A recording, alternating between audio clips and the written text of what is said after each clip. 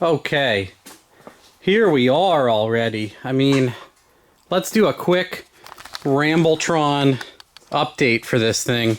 I pushed it outside today. I'll show you some pictures. Lowered it down, pushed it out, cleaned everything up, swept the floor, vacuumed some stuff. It was just a disaster after all of the stuff that I did. I just threw the bumper on. All the bolts aren't in it, obviously. Some stuff needs to get done. Let's just overview this beast quick. Hello. Welcome. On today's episode, we are going to paint a beautiful LS engine into an area where there was once an inadequate engine. And that's what we're going to do. Anyway, a lot of people have questions. There's a lot of stuff popping up. To that I say, do you watch the videos? Other than that, I'll try to get it all in one. What I wanted to do was, I'm like, it would be cool to do a manual transmission, right? Everybody asks about them. I'm intrigued myself. You have all brought it up so often that, it would be fun. I have had gear jammer cars. Obviously, the Kia here is a 6-speed manual. What a fiery animal that thing is. We won't get into that. That's another episode. The other part of this is, it would be neat. I'm like, it would be cool. Let's build a gear jammer. The CD09 is a great transmission. A lot of people are using that. How about you just buy the car that has the CD09 in it, and, I was like, to save some time, I'll just buy mounts and an oil pan. I know that's a big one. So what I did was I looked up a bunch of companies, and I've had a bunch of people on my dyno where they had stuff from LOJ, and immediately I looked up a lot of stuff like, the main ones like Sicky, and there's another one. I can't remember them all. There's a lot. There's a lot of companies, and I was like, well, a lot of people in the area here have spoke very highly of LOJ. They said they're local. They're in New Jersey. They're only about two and a half hours away from me. I actually went to Steven's shop and picked up all of my parts for this.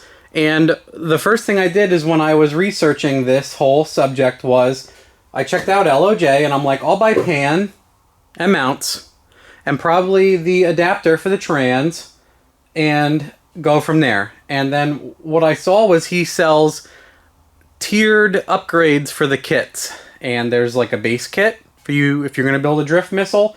Or what I was going to do was just put the engine in and build everything else around it, probably turbo it, make my own, maybe a tube front end, and worry about the rest and slowly fab as I go.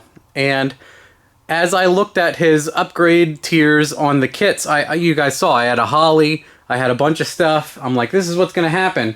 And then I quickly changed my mind once I saw his kit. The thing that caught me real early was he sells this accessory drive kit that's his own accessory drive. You can see the LOJ logo here. And the most awesome thing about it is, this is where the AC pump is on the VQ. So his kit puts the stock accessories back into the stock locations. So like the alternator down here uses the stock power wire to the starter and the alternator, and it uses, I don't have the power steering pump here, we'll get to that in a second. It puts the AC compressor in the stock location on an AC belt. Only thing you need that's factory is like an LS3 style Corvette balancer, and this is an LS9 water pump, because it has accessory bolts here for the tensioner and some other stuff for the 10 rib setup. And that's what he built his double pulley system bracket manual tensioner on here. There is a stock AC tensioner on the AC drive, you can see down there. And then obviously this is an oil filter relocation kit that comes with all of his stuff also. But what intrigued me the most was, I was like, it'd be cool to keep AC. This car ain't that bad, it's used, it's got 140,000 on it, it's a little rough, but I would rather have a car that's a little rough that I don't have to care that much about than a car that's super nice and have to worry about it all the time. If you've been watching long enough, you know this about me. Anyway, the most awesome part about this is it retains all the stock stuff, so you don't have to worry about making lines for anything. And what's cool is he sells an entire engine harness, and this is where it gets tricky. This car is '07, so it has CANbus. So here's what happens. You LS swap this thing like I normally do. You use a Gen 3 computer, and then nothing works. Absolutely nothing works in here. I was going to put the Holly dash in here and call it a day. But what sucks about that is you don't have AC. All the little nuances don't work. So what is really cool is his swap kit. His harness comes with all the connectors for the AC lines. It comes with all the connectors that I need to clean this up a little bit, but his kit comes with connectors that plug into all the Nissan things. So all of the Nissan stuff here plugs into his harness, and I pulled it out. Let's show you guys this real quick. I have a light in the driver's floor. Let's grab this Milwaukee 12-volt light. Even though Milwaukee doesn't love me anymore, I still love Milwaukee. Here is a E38 ECU, and then his harness also plugs into, I believe this goes into like body control module and the OBD2 port and a bunch of other stuff, because you literally plug your ECU in and the OBD2 port works. The gauge cluster gets temperature and tach and speedometer. Everything works. And then the AC, I don't think it's pulse width modulated, but there's something funny that happens with the air conditioning that the body control module talks to. So it's funny because cars get so complex, but what's cool is he has this little CANbus translator.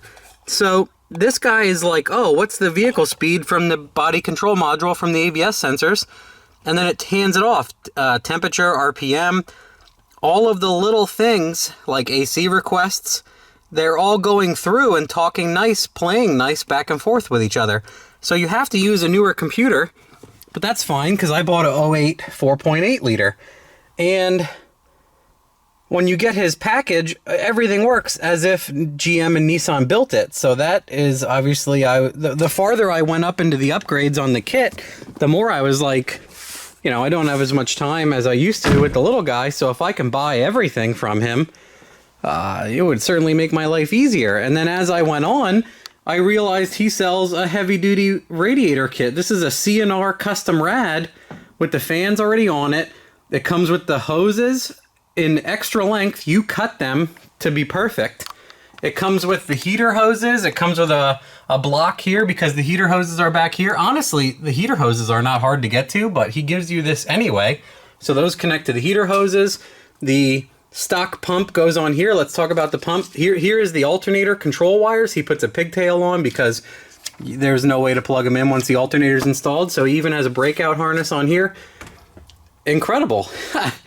My car, for whatever reason, has a different pump on it.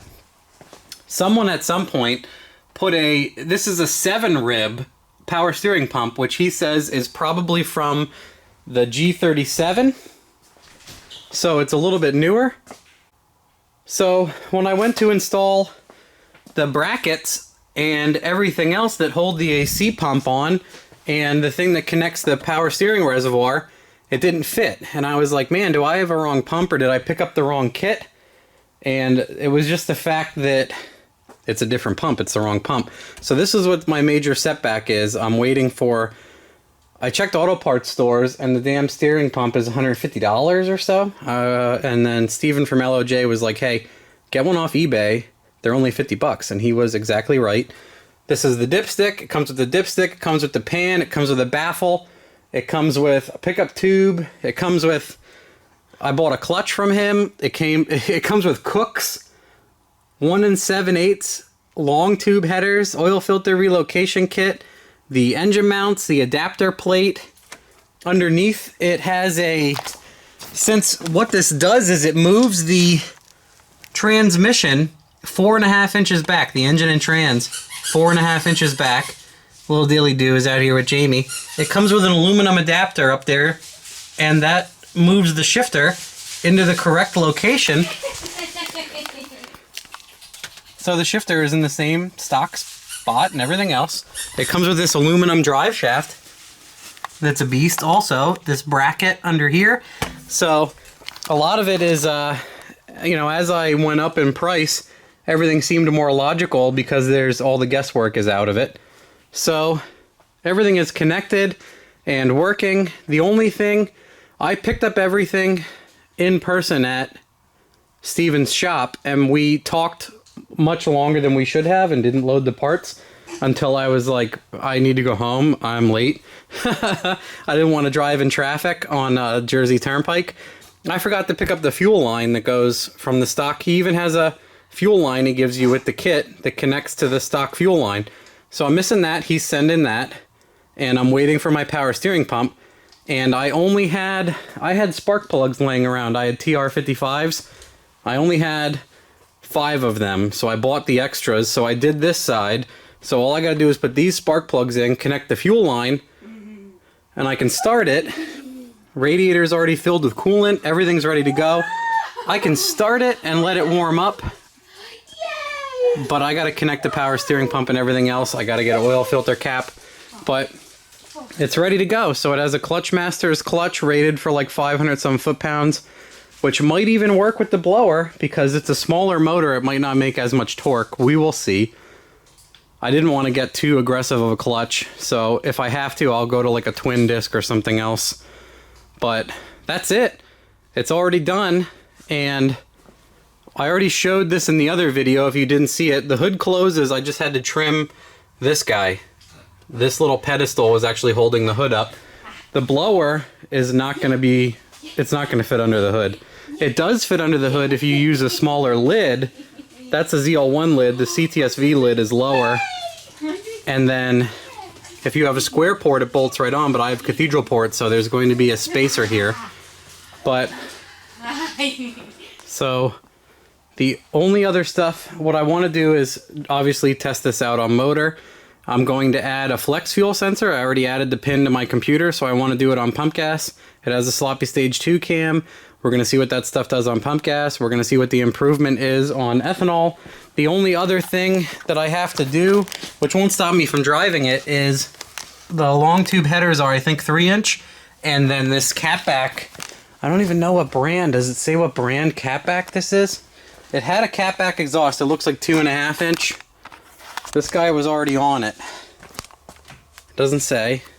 Does it say on the tips or something? It's like an NVIDIA or one of those. But I thought it'd be really cool to put the stock exhaust onto this thing.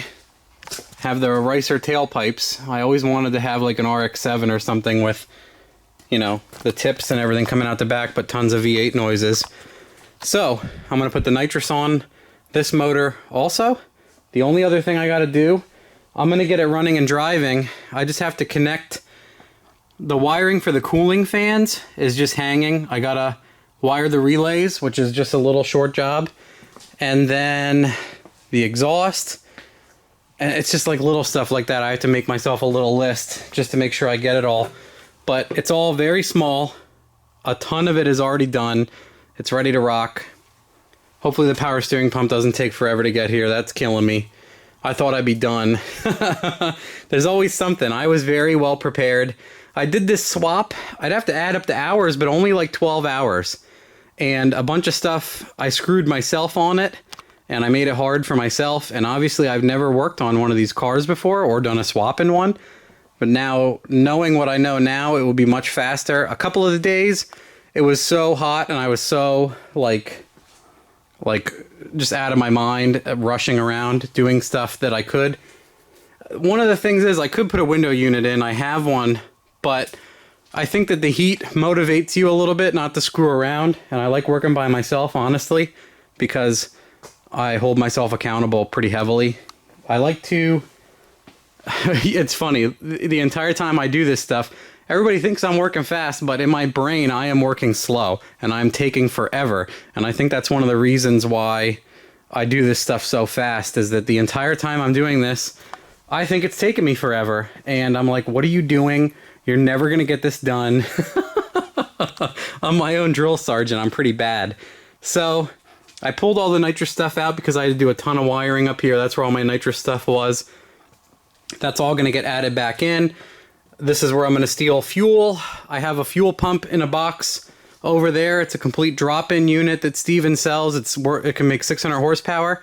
So that might even be okay with the blower. If we want to spray, I might do a standalone fuel system and have somebody I know build like a, I have a ton of room here. I have to build an intake also. I mean, I guess I could just leave it there, but it would be nice to get air from the fender well. But adding a second fuel reservoir in here for spraying big would be awesome. I want to spray it on top of the blower. Also, one thing I'm going to do is more than likely send out my blower snout to get the Corvette spacing stuff done. And then Steven has done, he updates on his Instagram and some videos. He puts a idler here instead of this ribbed pulley, and you can get like 80% belt wrap and use the 6-rib belt. So I won't pulley, you know, pulley to the moon, because people say when you pulley the hell out of those things, they start to get slip on the 6-rib setup. I can probably fit maybe the 10-rib setup, but the issue with that is it's not really compatible with his tensioner. Maybe I can work with him and we can build a 10-rib setup, but by the time I have my whole blower snout modded, not gonna be worth it. And I don't think I have to spin the hell out of the blower to make the power I want. I realistically only want to make about 500 tire, because I think that'll be insane.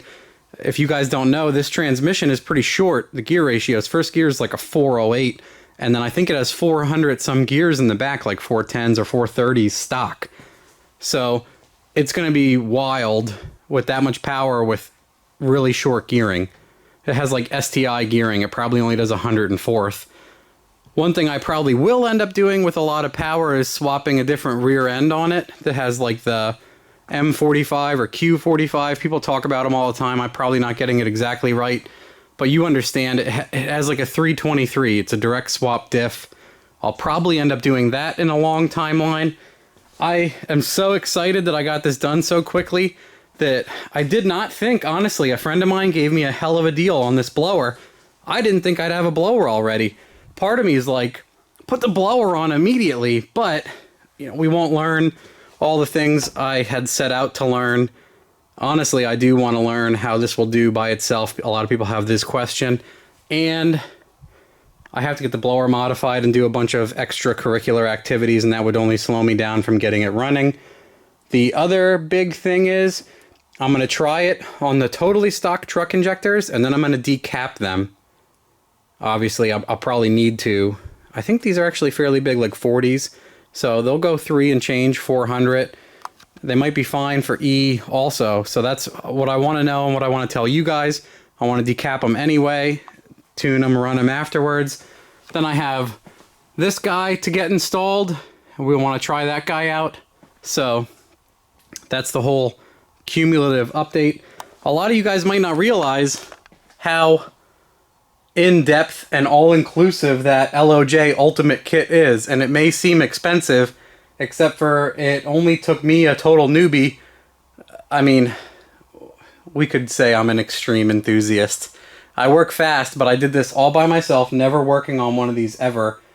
I probably only have about 12 hours into this entire swap so far. I mean, I'm pretty good at this stuff, so it didn't take me as long as maybe some people, but you know, take that with a grain of salt. It didn't take me that long. Everything fit beautifully. I was impressed. I'm very happy with it so far.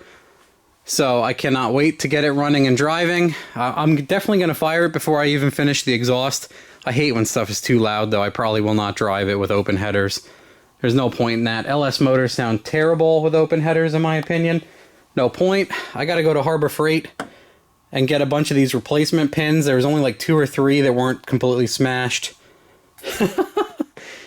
Other than that, it's all very small stuff. These are the coolant fan trigger wires for the relays I got to put in. Everything's going really good. Let me know if you guys have any other questions. I think I covered everything. I think I pretty much covered everything I can think of in this episode of Rambletron Mechanics. So that's where we're at. That's where we're going to go. This is what's going to happen. And we'll see how everything else happens along the way. But I'm very, very happy with this kit. It was unbelievably well engineered. Everything just drops in. There's clearance on all sorts of stuff. This header, I don't know if there's a trick to getting this header in. It hits the steering shaft and some other stuff. I'd have to ask Steven. You can probably unbolt the steering shaft or do some other trick, and it's very close to dropping in. but I had just put the motor in and went to check the headers because I know long tubes can be a pain in the ass. So I pulled the motor right back out, put the header in with it, and that was fine. And then this one just literally drops in. This one's awesome, drops right in. I thought about putting V-bands on the headers, and I'm glad I didn't ahead of time because it fits so tight on this side that I think the V-band would stop me from being able to install it. So I'm probably just going to buy the band clamps that just clamp it for the 3-inch, and then I'm going to get like MagnaFlow or Flowmaster reducers, the conical reducers that go down to the 2.5, and we'll figure something else out there. Get that stuff done. And this kit uses, well, it's an E38, so you just use like Corvette style O2 sensors. It comes with that plug. PSI conversion harness does the harnesses. Specifically with Steven's mods, or Steven mods them. I don't know the logistics of that, but it's a PSI harness. A lot of you might be familiar with that, so I'm going to use a 1-bar map sensor for now. I'd like to try on this car that Bosch temperature map sensor. I'd like to get that installed. It's just a matter of affixing it somehow to this. I might have someone I know, because these are bigger, and then the other one has a temperature thing on it. I don't know if I should just drill in and then screw it into the intake, or maybe here where it's nice and flat, like you could just put this guy right in here. There's a lot of ifs, ands, or buts right there. Luckily it's just a map. I can probably just connect it to a vacuum hose while I think about the rest.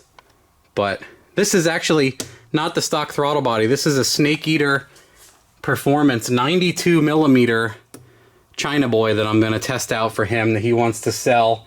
I have the stock truck throttle body. We can see how that does if this one gives me issues. People say sometimes the China throttle bodies are not that great. I already Loctited this stuff.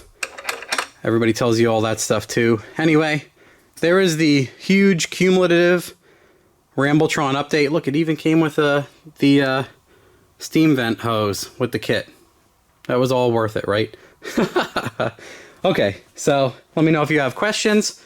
Other than that, this thing it's so close to being ready. I could just grab some hose here and hook it up and fire it on 5 cylinders, but I'm just gonna wait.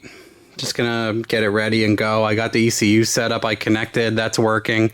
Everything seems happy, so we'll go from there. We'll pick up, we'll get the rest of the stuff installed, get it running, make loud noises over here, and be ready to rock.